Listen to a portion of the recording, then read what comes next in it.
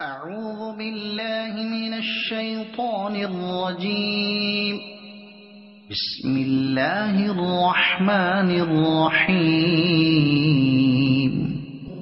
وتلك حجتنا آتيناها إبراهيم على قومه نرفع درجات من نشاء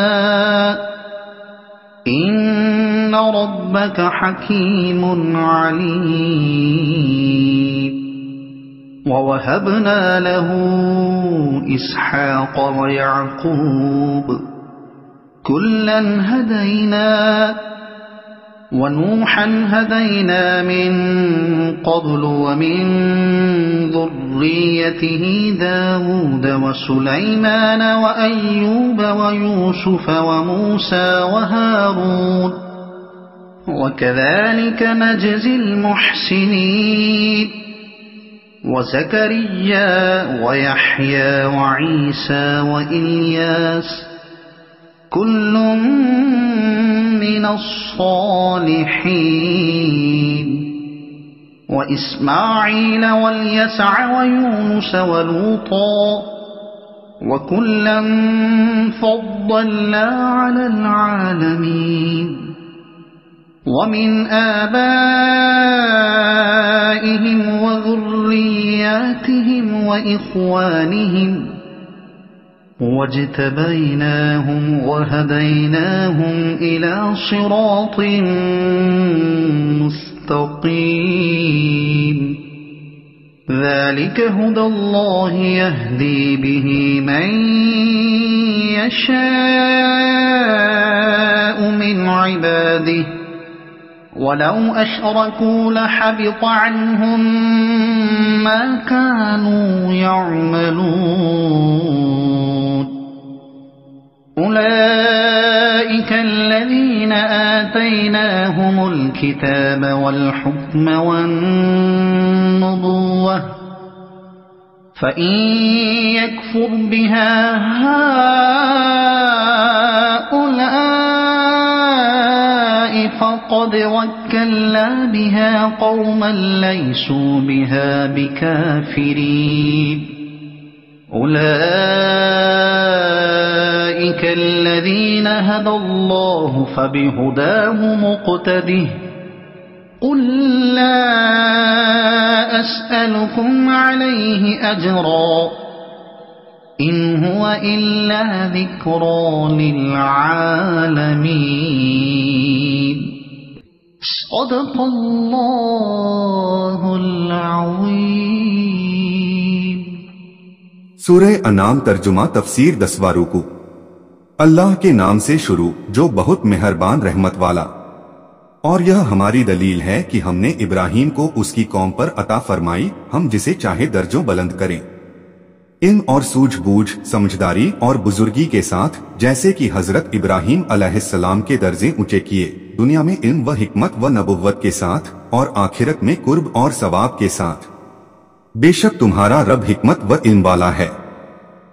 اور ہم نے انہیں اسحاق اور یعقوب عطا کیے، ان سب کو ہم نے راہ دکھائی اور ان سے پہلے نوح کو راہ دکھائی، اور اس کی اولاد میں سے داؤد اور سلیمان اور ایوب اور یوسف اور موسیٰ اور ہارون کو، اور ہم ایسا ہی بدلہ دیتے ہیں نیکی کرنے والوں کو. اور زکریا اور یحییٰ اور عیسیٰ اور الیاس کو، یہ سب ہمارے قرب کے لائق ہیں. اور اسماعیل اور یسر اور یونس اور لوط کو، اور ہم نے ہر ایک کو اس کے وقت میں سب پر فضیلت بزرگی دی نبوت اور رسالت کے ساتھ. اس آیت سے اس پر سند لائی جاتی ہے کہ نبی فرشتوں سے افضل ہیں، کیونکہ عالم اللہ کے سوا ساری موجود چیزوں کو شامل ہے. فرشتے بھی اس میں داخل ہیں، تو جب تمام جگت والوں پر فضیلت دی تو فرشتوں پر بھی فضیلت ثابت ہو گئی. یہاں اللہ تعالیٰ نے 18 نبیوں کا ذکر فرمایا، اور اس ذکر میں ترتیب یا کرم نہ جمانے کے اعتبار سے ہیں نہ بزرگی کے، لیکن جس شان سے نبیوں کے نام بیان فرمائے گئے ہیں اس میں ایک عجیب لطیفہ ہے، وہ یہ کہ اللہ تعالیٰ نے نبیوں کی ہر ایک جماعت کو ایک خاص طرح کی کرامت اور بزرگی کے ساتھ ممتاز فرمایا. تو حضرت نوح و ابراہیم و اسحاق و یعقوب کا پہلے ذکر کیا، کیونکہ یہ نبیوں کے اصول ہیں यानी उनकी औलाद में बहुत से नबी हुए जिनका नसब उन्हीं की तरफ पलटता है। नबुव्वत के बाद दर्जों के लिहाज से मुल्क, इख्तियार और सल्तनत और सत्ता है। अल्लाह ताला ने हजरत दाऊद और सुलेमान को इनमें से बहुत कुछ अता फरमाया। ऊंचे दर्जों में मुसीबत और बला पर सब्र करना भी शामिल है। अल्लाह ताला ने हजरत अय्यूब को इसके साथ मुमताज किया। फिर मुल्क और सब्र के दोनों दर्जे हजरत यूसुफ अलैहिस्सलाम को बख्शे कि आपने मुद्दतों, सख्तियों और तकलीफों पर सब्र फरमाया। फिर अल्लाह ताला ने नबुव्वत के साथ मिस्र प्रदेश अता किया। चमत्कार और ताकत भी ऊंचे दर्जों में आती है। अल्लाह ताला ने हजरत मूसा और हजरत हारून को ये दोनों चीजें अता फरमाई। पाकबाजी और माया मोह का त्याग भी ऊंचे दर्जे की निशानी है। हजरत जकरिया और हजरत यहया और हजरत ईसा और हजरत इलियास को इसके साथ मखसूस फरमाया।